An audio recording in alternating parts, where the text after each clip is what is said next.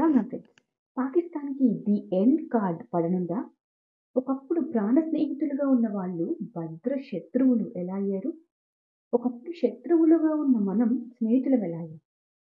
జనవరి 16, 2024న Iran Pakistan భూభాగంలోకి క్షిపణులను మిసైల్స్‌ని ప్రయోగించింది. Pakistan ఊరుకుంటదా? 2 రోజుల తర్వాత పాకిస్తాన్ కూడా ఇరాన్ మీద మిసైల్స్ ప్రయోగించింది. ఇది చాలా పెద్ద విషయం. ఎందుకంటే 1980 తర్వాత మొదటిసారి పాకిస్తాన్ ఇరాన్ మీద ఇలాంటి ఒక దాడి చేసింది. ఇది పాకిస్తాన్‌కి చాలా విపత్కరమైన పరిస్థితి. ఎందుకంటే ఇప్పటికే పాకిస్తాన్ ఆర్థిక వ్యవస్థ కొన ఊపిరితో కొట్టుమిట్టాడుతుంది. ఇప్పటికే ఆఫ్ఘనిస్తాన్ బోర్డర్‌లో తాలిబాన్లతో పాకిస్తాన్ ప్రత్యక్ష పోరాటాన్ని ఎదుర్కొంటోంది. కొన్నాళ్లుగా పాకిస్తాన్ ఆర్థిక పరిస్థితి దారుణంగా ఉంది. అధికార ప్రతిపక్ష పార్టీల మధ్య రాజకీయ తగాదాలు ఆ దేశాన్ని అంధకారంలోకి నెట్టేశాయి. ఆర్థిక మాంద్యం, ఆహార ధాన్యాల కొరత, విపరీతంగా పెరిగిపోయిన నిత్యావసరాల ధరలు, చేతిలో చిల్లి గవ్వలేక ప్రజాజీవనం అస్తవ్యస్తమయ్యింది.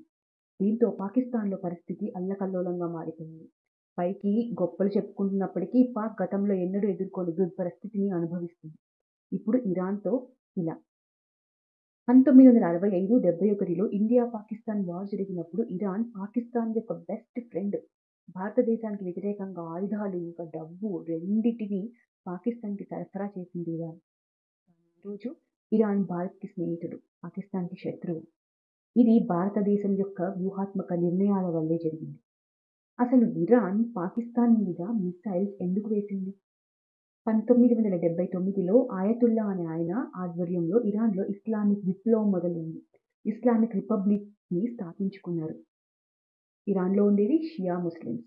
ఇరాన్ దగ్గర ప్రపంచంలో ఎక్కడా లేని ముడి చమురు గుర్తించారు. ఇరాన్‌కి హెడ్ అయిన షా ఆఫ్ ఇరాన్‌ని అమెరికా ఇంకా సోవియట్ యూనియన్ తమ గుప్పిట్లో పెట్టుకుని చాలా తక్కువ రేటుకి ఇరాన్ దగ్గర ఈ ముడి చమురు కొనుక్కుని ప్రపంచానికి ఖరీదు పెంచేసి అమ్ముకునేవాళ్ళు. అలా భారీగా లాభాలు పొందేవాళ్ళు. ఈ ఆయతుల్లా ఇరాన్ నుండి అమెరికన్స్‌ని ఇంకా యూరోపియన్స్‌ని తరిమేశాడు. మా దేశంలోని చమురుని మీరు ప్రపంచానికి అమ్మడం ఏంటి? దేశం మాది, చమురు మాదే అని అప్పటి నుండి ఇరాన్‌కి అమెరికా, యూరప్ శత్రువులుగా మారారు. ఇక్కడే పాకిస్తాన్, ఇరాన్ కూడా శత్రువులుగా మారారు. ఎందుకంటే ఇరాన్‌కి అమెరికా శత్రువు, కానీ పాకిస్తాన్‌కి మిత్రుడు.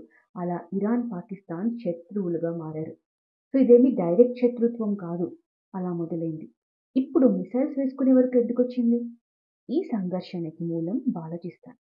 పాకిస్తాన్ మ్యాప్ చూసినట్లయితే 4 ప్రావిన్స్‌లు కనిపిస్తాయి. సింధ్, పంజాబ్, ఖైబర్ పఖ్తూన్ఖ్వా ఇంకా బాలోచిస్తాన్. మనం మ్యాప్‌లో చూస్తే ఇరాన్, పాకిస్తాన్, బాలోచిస్తాన్ బోర్డర్‌ని దాదాపు 900 కిలోమీటర్లు పంచుకున్నట్టు చూడొచ్చు. దీనినే గోల్ఫ్ లైన్ అని కూడా అంటారు. ఇది ఆఫ్ఘనిస్తాన్ నుండి అరేబియన్ సీ వరకు వెళ్తుంది. బాలోచిస్తాన్ సహజ వనరులకు ఒక నిధి. అంతేకాదు గ్యాస్ నుండి ఖనిజాల వరకు అన్నీ ఇక్కడ లభిస్తాయి. అరేబియా సముద్రం వెంట వ్యూహాత్మక తీర ప్రాంతం కూడా ఉండడంతో పాకిస్తాన్‌కి ఇదొక బంగారు బాతుగా చెప్పుకోవచ్చు. పాకిస్తాన్ ఉత్పత్తి చేసే గ్యాస్‌లో 40% బాలోచిస్తాన్ నుండి వచ్చేదే అంటే అర్థం చేసుకోండి. తీర ప్రాంతంలో 2 పోర్టులు, గ్వాదర్ పోర్ట్ ఏమో పాకిస్తాన్ సైడ్ నుంచి, చబర్ పోర్ట్ ఏమో ఇరాన్ సైడ్ బాలోచిస్తాన్‌లో ఉన్నాయి. మరి ఇలాంటి బంగారు బాతుగుడ్డు ఎందుకు ఇరాన్, పాకిస్తాన్ సంఘర్షణకి కారణమైంది? ఆశ్చర్యకరమైన విషయం ఏంటి అంటే పాకిస్తాన్ మొత్తంలోని ఇంత ముఖ్యమైన ప్రదేశంలోని ప్రజలు ఎలా బ్రతుకుతున్నారు అనేది. ఇరాన్‌లో కూడా ఇరాన్ సైడ్ ఉన్న బాలూచ్ వాళ్ళు కూడా అలాంటి పరిస్థితుల్లోనే బతుకుతున్నారు. ఒక్క బాలోచిస్తాన్‌లోనే 1 ట్రిలియన్‌కి సరిపడ ఖనిజాలు, వనరులు ఉన్నాయి. కానీ పాకిస్తాన్‌లో అత్యంత పేదరికం అనుభవిస్తున్న ప్రదేశం కూడా బాలోచిస్తాన్. ఇరాన్‌లో కూడా 18% ఆఫ్ బాలూచ్ పీపుల్ పేదరికంలోనే ఉన్నారు. ఎందుకంటే వారు ఇరాన్ ఇంకా పాకిస్తాన్ రెండిటి నుండి ఎప్పుడు అనుమానాలు, అవమానాలు, వివక్షను ఎదుర్కొంటున్నారు. Continues to simmer as protests escalate in Pakistan's largest province. In Pakistan, hundreds of Baloch protesters marched towards Islamabad against the alleged Baloch genocide and enforced disappearances. బాలూచ్ ప్రజల ప్రశ్న ఏంటి అంటే బాలూచిస్తాన్‌లోని గ్యాస్, ఖనిజాలు అన్నీ కావాలి, కానీ బాలూచ్‌ని మాత్రం ఎందుకు పాకిస్తాన్ అభివృద్ధి చేయటం లేదు అనేది. బాలూచ్ ప్రజలు పాకిస్తాన్ మీద చాలా కోపంగా ఉన్నారు. అలానే ఇరాన్ మీద కూడా. అక్కడ ప్రజలు తిరగబడుతున్నారు. దీనికోసమే బాలూచిస్తాన్ లిబరేషన్ ఆర్మీ అనే ఒక సంస్థ ప్రారంభమైంది. వీళ్ళు పాకిస్తాన్ ప్రభుత్వంతో పోరాటం చేస్తున్నారు. ఈ లిబరేషన్ ఆర్మీ పాకిస్తాన్ పైన దాడులు చేసి ఇరాన్ వైపు వెళ్ళి దాక్కునేవారు. అలానే ఇరాన్ వైపు ఉన్న లిబరేషన్ ఆర్మీ ఇరాన్ పైన దాడి చేసి పాకిస్తాన్ వైపు వచ్చి దాక్కునేవారు. ఇలా ఇరాన్ ఇంకా పాకిస్తాన్ వైపు ఉన్న తిరుగుబాటుదారులు కలిసి పని చేయడం, కలిసి కావలసిన ఆయుధాలు సమకూర్చుకోవడం, ఉండడానికి ప్రదేశాలు పంచుకోవడం ఇవన్నీ కూడా చేస్తుండేవాళ్ళు.